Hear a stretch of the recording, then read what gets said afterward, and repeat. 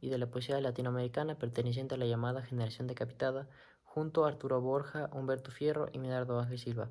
Publicó un solo libro de versos que bajo el título de Romanza de las Horas. Él huyó de su neurosis y amplió su horizonte poético. Él viajó a España y Francia, donde vivió bajo el signo de las lecturas exóticas y el consumo de drogas alucinógenas.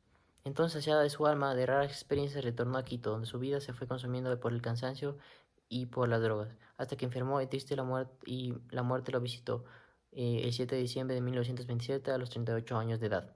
Poseyó como ninguno la técnica del verso, fue el más homogéneo y el que mejor se acopló al modernismo hispanoamericano. Sigue siendo uno de los mejores poetas líricos y más notables del Ecuador de esa generación. En la actualidad se encuentran muchos de sus poemas convertidos en canciones sobre todos los pasillos. Las obras literarias de los datos bibliográficos son como ejemplo Emoción Vesperal, Ego Sum, Astio, Vox Clamans, Nocturno, Anhelo, Las Danaides, La Divina Comedia, Morfina.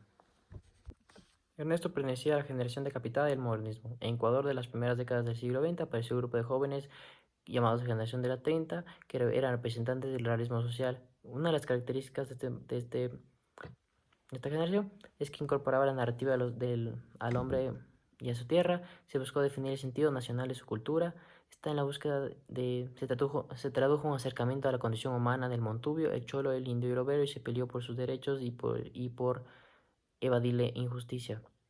Estos personajes siempre representaban a grupos humanos, los que presentaban las obras.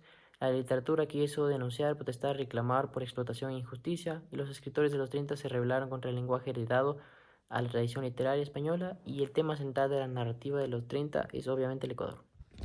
Él también formaba parte del movimiento modernista, que buscaba la belleza como medio para huir de la realidad cotidiana y demostrar el desacuerdo con la materialista sociedad burguesa que inició con Rubén Darío. Una de las características son el predominio de temas relacionados con lo legendario, lo pagano, lo exótico, lo cosmopolita, el escapismo, donde se alejan de la realidad. La melancolía es un tema central, el amor y el erotismo es otro tema central, y la exaltación de lo hispánico frente a la cultura anglosajona. Ahora vamos a iniciar con los poemas de Ernesto Noboa Camaño y verso análisis. Para empezar quiero iniciar con su poema más popular o el más conocido, que es Emoción Vesperal. Dentro de este poema cada verso posee 11 sílabas métricas aproximadamente, y variando algunos de 12 y 13. Y que la rima en este poema es consonante. Como mencioné antes, Ernesto se metió en un mundo de adicción y de alcohol, dado que estaba buscando escapar de su realidad. Esto se convirtió en su recurso para escribir poemas, como que llegó a depender de las drogas y el alcohol para tener inspiración o motivación para escribir. El autor refleja en el poema los sentimientos y los pensamientos que puede tener una persona en momentos difíciles de su vida, donde no encuentra una solución y solo se deja llevar por lo que siente. Habla también el poema de una persona que se da por vencido sin antes intentar encontrar una solución. Este poema refleja también a diferentes situaciones de la actualidad, donde las personas se sienten desesperadas y hay veces que por la angustia llegan a tomar malas decisiones, o por el estrés o la ansiedad de las cosas toman malas decisiones que les puede llevar a cosas como el suicidio.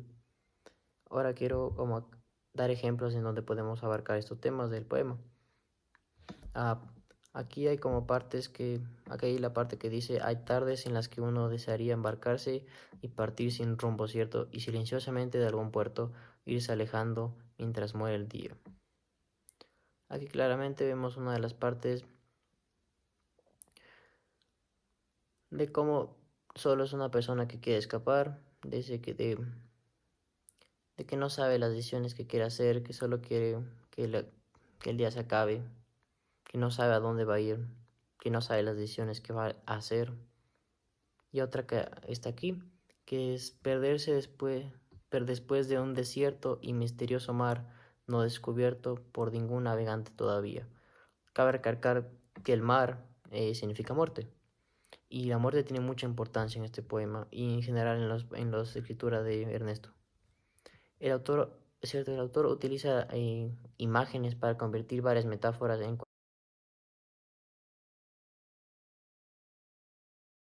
cual describe su realidad o la realidad de la voz poética a través de ese recurso estilístico. Otro poema es Morfina. Este poema, como dice el título, trata de la droga de morfina. Este poema tiene entre 11 y 12 sílabas, tiene 17 estrofas y una rima consonante. Recordemos que Ernesto Novoa está influenciado por este tipo de drogas y este es una de sus más común. En este poema vemos cómo le dedica las cosas buenas que esta droga puede realizar y las cosas que puede provocar o hacerle sentir al autor o a la voz poética.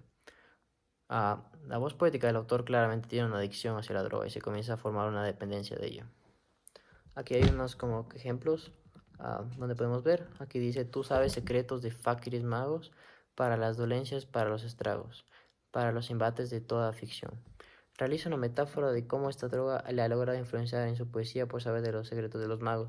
O sea, básicamente está diciendo que el secreto de los magos es como que gracias a esa droga él le da como que llega, es como que el secreto para escribir.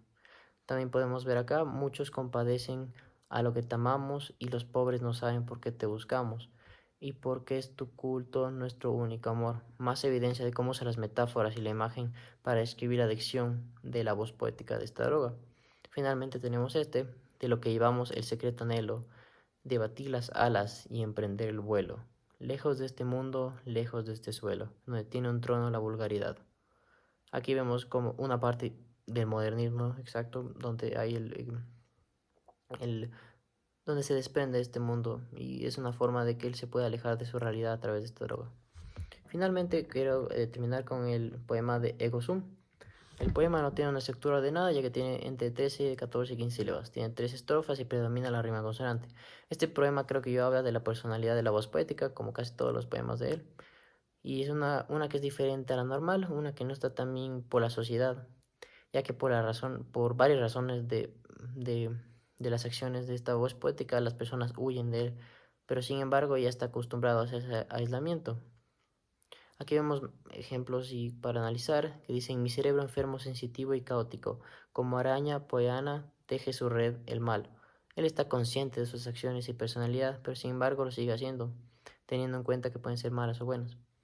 Aquí también dice: no importa que me nieguen los aplausos humanos, y si me embriaga la música de los astros lejanos y el batir de mis alas sobre la realidad. La voz poética usa los aplausos humanos como la aceptación de la sociedad y dice que no le importa mientras que él está alejado de la realidad. En conclusión, el autor, en mi opinión, tiene poemas fuertes y diferentes a lo acostumbrado, de que podemos ver una mente alterada, una mente cual podría estar en depresión y angustia. La poesía de Ernesto Camayo no va de la perspectiva de una mente inestable que necesita ayuda y la única